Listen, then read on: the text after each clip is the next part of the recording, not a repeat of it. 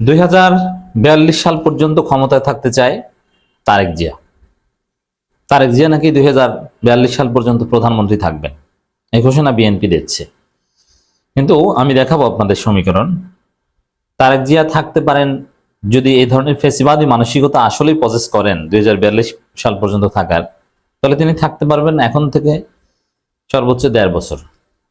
এই চুপ হাত ধরেই তারেক জিয়ার পতন ঘটবে। 2042 সাল পর্যন্ত ক্ষমতায় থাকার কথা কারা বলছে, এর ভিত্তি কি? এটা কি কথার কথা না কোনো মেটিকুলাস ডিজাইন?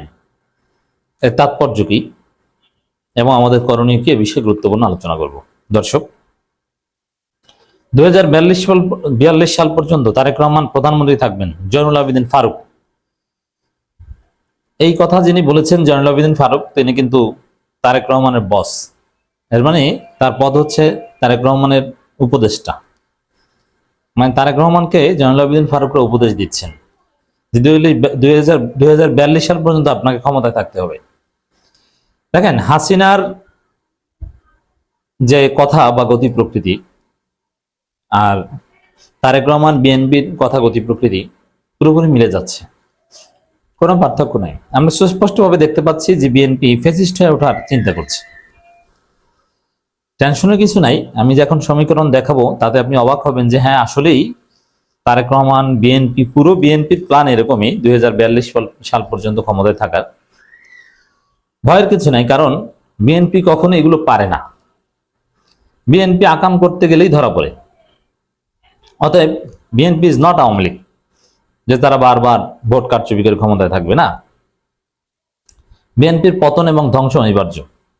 যদি এই পথে থাকে তাহলে তাদের পতন হবে গণঅভ্যুত্থানে, আর গণঅভ্যুত্থানে পতন হলে পরিণতি হবে আওয়ামী লীগের মতো। তবে যেহেতু পরিকল্পনা সব আওয়ামী লীগ থেকে কপি করছে, আওয়ামী লীগের মতো পরিণতি হওয়ার সম্ভাবনাই বেশি। স্বাভাবিক পতন বা স্বাভাবিক বিদায় বিএনপির হবে না, জনগণের হাতে পতন হবে। 2042 সাল পর্যন্ত, তার আগে বলি, যেমন হাসিনা 2008 সালে বিভিন্ন প্ল্যান ভীষণ অমুক তমুক, যে আমরা ক্ষমতায় আসলে 2008 সালের নির্বাচনী প্রতিশ্রুতি থাকা দরকার ফর 5 ইয়ার্স, মানে 2014 পর্যন্ত। কিন্তু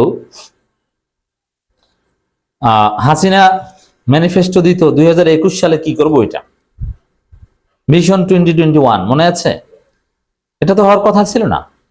আর মানে ওর মধ্যেই লুকাইতে ছিল, এটা ভারতের প্ল্যান। ভারত বলেছে তোমার 21 সাল পর্যন্ত থাকতে হবে প্রাথমিকভাবে, তুমি ওই অনুযায়ী সাজাও, আমরা রাখবো যেভাবে পারি। সেভাবে রেখেছে।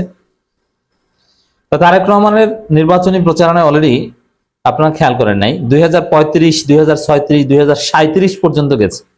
ভিশন 2037 এটা কিন্তু ছিল।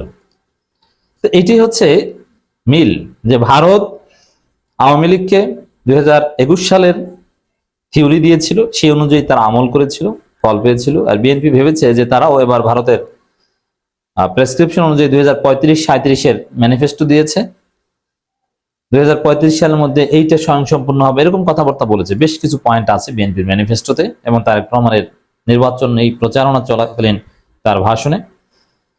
তার মানে দুই জায়গার গোড়া কিন্তু এক, ভারত। অতএব এটা কিন্তু অশনি সংকেত, আসলেই তারা ফ্যাসিস্ট হয়ে উঠতে চায়, নাম্বার ওয়ান। দ্বিতীয় হচ্ছে এই 2042 সাল কেন বলছেন? যেমন এখন থেকে যদি 3 টার্ম ধরা হয়, 2026 থেকে 15 বছর তো 42 হয় না, 41 হয়। 42 কেন বলেছেন? মানে এটাও মেটিকুলাস ডিজাইন। 2026 এরপরে 2031, তারপরে হওয়ার কথা 2036, 31 আর 5 36। কিন্তু জয়নুল আবেদিন ফারুক বলেছেন 2031, তারপর 2037। এর মানে 2031 সালে নির্বাচনটা টাইমলি করবে, 2037 নির্বাচন একটু ঝামেলা হবে, এই কারণে একটু লেট করে 2-1 মাস এদিক ওদিক হবে, সেখানে 36 জায়গায় 37 সালে ঢুকে যাবে। এগুলো সব ভারতের সুদূর প্রসারী পরিকল্পনার অংশ। আওয়ামী লীগকে যেরকম 8 সালে প্ল্যান করে 21 সাল পর্যন্ত ক্ষমতায় রেখেছিল, এখন ওই 42 সাল পর্যন্ত পরিকল্পনা হয়ে গেছে। এবং এর পরে নির্বাচন একটু ঝামেলা হবে, লেট হবে, এই জন্য সেটা কয়েক মাস পিছিয়ে দিয়েছে অলরেডি। 36 সালেরটা 37 সালে নিয়ে গেছে, এই জন্য 41 সালের পরিবর্তে 42 সাল হয়ে গেছে। বুঝছেন এটা কতটা অশনি সংকেত? এরপরে ঠিক আছে, তারেক রহমান ভালো মানুষ, দুধের ধোয়া, মহাপুরুষ, আলেকজান্ডার দ্য গ্রেট, মানলাম। আসলেন, দেখলেন, জয় করলেন। এখন এটা তো বলা যায় তারেক রহমান যতদিন বেঁচে থাকবেন ততদিন প্রধানমন্ত্রী, কথাটা তো এভাবে হতে পারতো, কিন্তু সুনির্দিষ্টভাবে 42 সাল পর্যন্ত কেন বললো? এটা ওই ভারত এটা নিয়ে অনেক থিসিস করে এটা সাজিয়েছে যে 42 সাল পর্যন্ত নতুন অভিনব পদ্ধতিতে তোমাদেরকে ক্ষমতা রাখা সম্ভব, তারপরে আর সম্ভব না। যেমন হাসিনাকে 3 টার্ম রেখেছে, 3 টার্মের পরে কিন্তু আর রাখা যায়নি, পারেনি। এখন কোন একটা ফ্যাসিস্ট রেজিমকে 3 টার্ম পর্যন্ত, মানে গণতন্ত্রের আড়ালে ফ্যাসিস্ট রেজিমকে 3 টার্ম পর্যন্ত ধান্দাবাজি করে রাখা যায়, 3 টার্মের পরে অনিবার্যভাবে তার পতন হয়। তো ওই থিওরিতে এগোচ্ছে বিএনপি, যে আমরা ধান্দাবাজি করে 3 টার্ম থাকতে পারবো, কিন্তু 3 টার্মের পর আর থাকতে পারবো না। কেন? তারেক রহমান যদি এতই ভালো হয় যে 42 সাল পর্যন্ত, তাহলে 47 সাল পর্যন্ত কেন না, বা 53 সাল পর্যন্ত কেন না? অথবা এটা বলতেন যে 2071 সাল পর্যন্ত, বাংলাদেশের স্বাধীনতার 100 বছর, এটাও তো হতে পারে। না, তাও না। তাহলে কেন? রহস্যটা কি? রহস্য যে ওই যে 3 টার্মের পর আর ধান্দাবাজি করে থাকা যায় না। তো এই যে কথা জয়নুল আবেদিন ফারুকের, এটা কোনো কথার কথা নয়।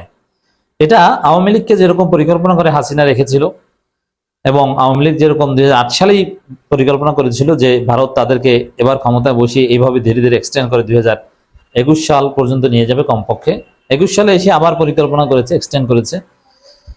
এখন আপাতত দেখেছে যে না, বর্তমানে যে বিরোধী দল আওয়ামী লীগের যে ভঙ্গুর অবস্থা, তাদের সব মিলিয়ে নানান কায়দায় ফ্যাসিবাদ কায়েম করে 2042 সাল পর্যন্ত থাকা যাবে, এরকম একটা চিন্তা করছে। তো দর্শক, বাস্তবে হচ্ছে 1.5 বছর এই জয়নুল আবেদিন ফারুক এদেরকে, বা এই ধরনের ফেসিবাদী চিন্তা যাদের মধ্যে আছে, এদেরকে এখনই মায়ের দিতে হবে, পিটানি দিতে হবে, ধোলাই দিতে হবে, এবং এদেরকে সাইজ করতে হবে। ফেসিবাদকে অঙ্কুরেই বিনষ্ট করতে হবে। এই জন্য ঈদের পরে বিভিন্ন বিষয়ে জামাত এনসিপিকে অ্যাকশন নিতে হবে। বিশেষ করে জুলাই সনদ যদি হরতাল অবরোধ হোক, যেভাবেই হোক না কেন বাস্তবায়ন করানো যায়, তাহলে কেউ চাইলেই ফেসিস্টে উঠতে পারবে না। আর এটা ভেরি সিম্পল, তারেক রহমানের বিরুদ্ধে যদি কলা গাছ দাঁড়ায়, তারপরও আগামী 5 বছর পর হতে পারবেন না। বাংলাদেশের মানুষ 5 বছরের বেশি কাউকে দেখতে পারে না। এর মানে কারচুপি করে ক্ষমতা আসারই চিন্তা তাদের আছে। আর বিএনপির রক্তে ভোট কারচুপি, এটা তো জানেন। তো বিএনপি অঘটন ঘটাতে চায়। ঈদের পরেই তাদের যে এই ফেসিবাদী বীজ, এই বীজকে উপড়ে ফেলতে হবে, গণতান্ত্রিক বানাতে হবে, যেটা জুলাই সনদ পুরোপুরি বাস্তবায়নের মাধ্যমেই করা সম্ভব বলে আমরা মনে করি। আমার প্রেডিকশন এই 2042 সালের পরিবর্তে 1.5 বছরের মধ্যে ব্যর্থ হবে। তবে এই 42 সালে চিন্তা না করে যদি স্বাভাবিক চিন্তা করে, তাহলে 5 বছর মেয়াদ পূর্ণ করতে পারবে।